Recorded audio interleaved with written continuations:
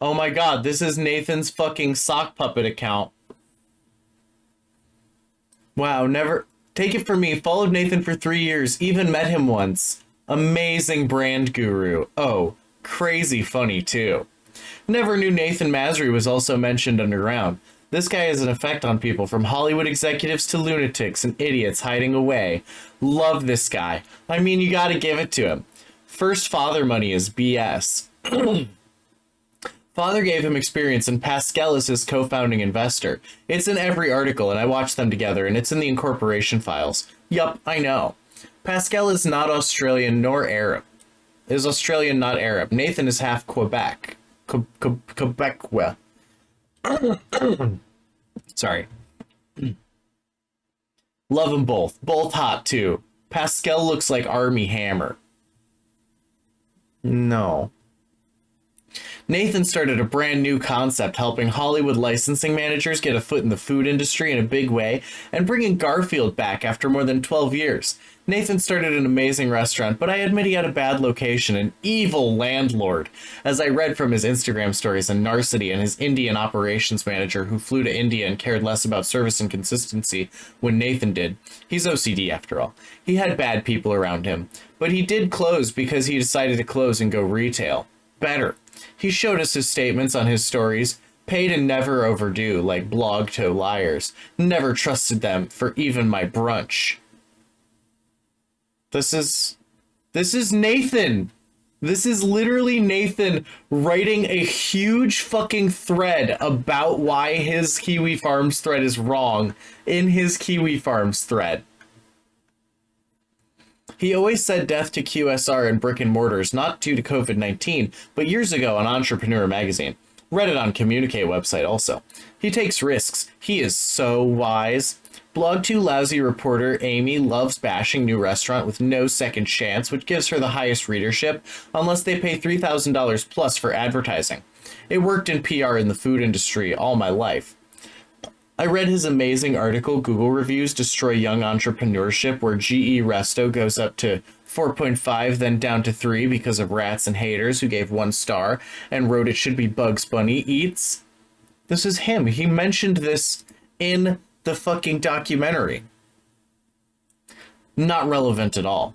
This guy had pressure and death threats and postcards from the USA, but he still kept going and sold, and land franchises in London in 6 months. Naturally, it takes 6 stores to land 1 franchisee. I even saw his manuals at his restaurant, so detailed, and I went there to London. Lovely family, but COVID really hurt everyone. Same amazing taste, but now I can actually get my lasagna from the nearest grocery for pickup and not have to drive miles away. Retail and grocery store and grocery apps like Instacart, that's the future. Closing was a great business decision for success because he knew how to save the brand and bring revenue from dropshipping quickly on GarfieldEats.com. I followed this guy for 3 years and booked him on Cameo. I love this guy. He honest cares about farm to plate with no funny business ingredients like gelatin, gum, and preservatives and shit in our food. Farmers love him in Ontario, especially in Orangeville.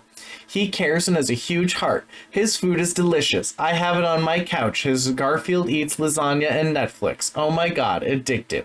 Easy to put in the oven and it's fresh, all natural. 30 minutes, my dinner is ready. Crazy face. Best review by respected foodie is a Ken. Strange Aeons has always been a bitch to men, especially Nathan, who gave her tons of gifts to her parents' mansion in Mississauga for her tricky order for her videos, with his own driver. Her tricky order. She ordered a pizza, a lasagna, and a juice. Her tricky order. And she can't even bake. Unappreciated and live on evil attacks. Saw most of her videos.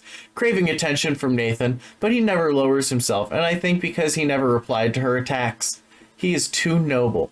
He works with Emmy Award directors. He won't lower himself to that. Some will hate and some will love. It's fine.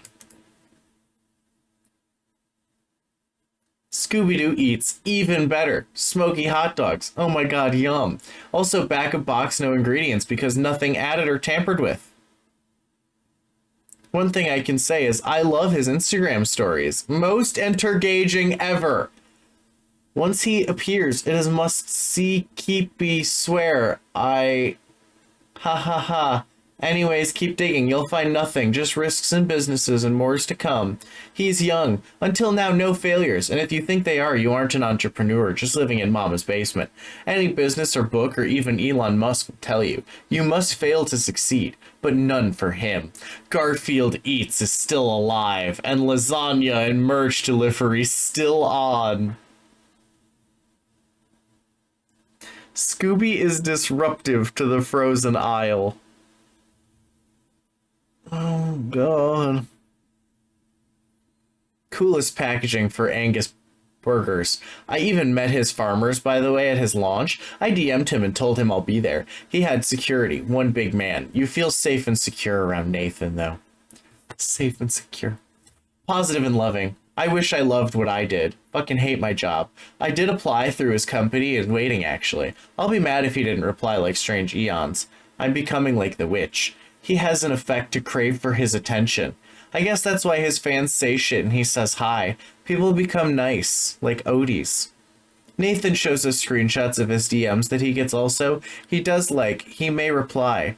He has a text number too on his Instagram. Can't wait for his second episode, Love Me, Feed Me, Don't Leave Me reality show.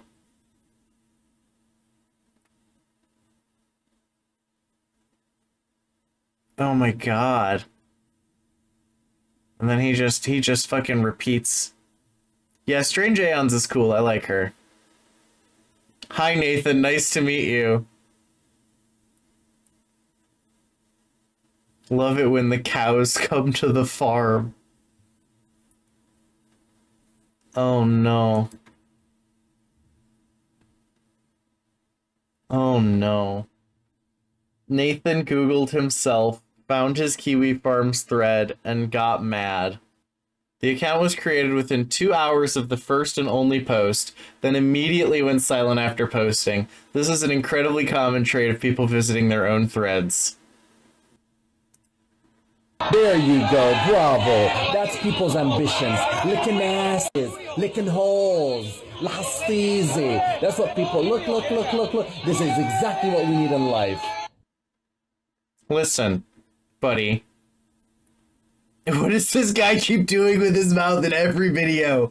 It irritates me to an unreasonable degree. Yeah.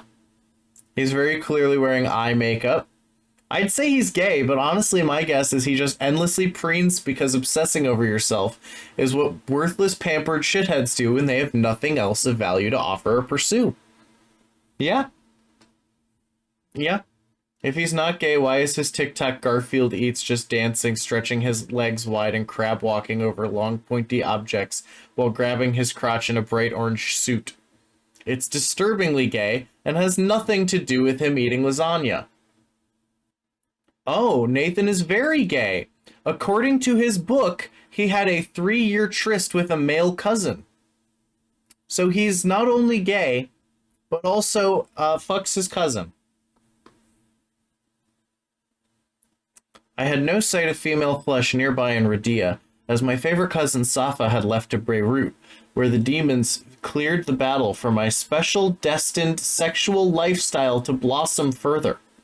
It all started with my German cousin, without going to second base. The kiss and smell of his neck made my heart beat faster with overexcitement, but I kept my composure, as I always had an ego that played part of its own, which would soon grow into disaster. He was shyer than I was, as I always had to make the first move. My character was a strong one, where I would always make sure I get what I want, because if I didn't, depression and insecurity would be a consequence. I was a risk-taker and a source of trouble, the start of any success in the corporate world. He had caramel soft hair showing his attractive German genetics.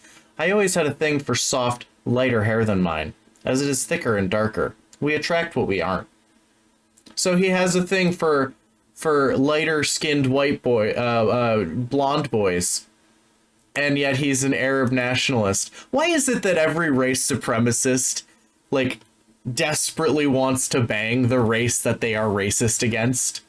Why is that just every time? Can someone explain it to me?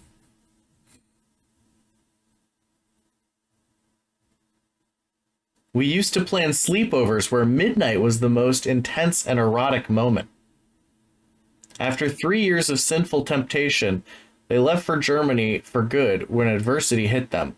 A hideous separation struck their parents, their father marrying for the second time secretly in Tunisia with a baby stepsister they had never met.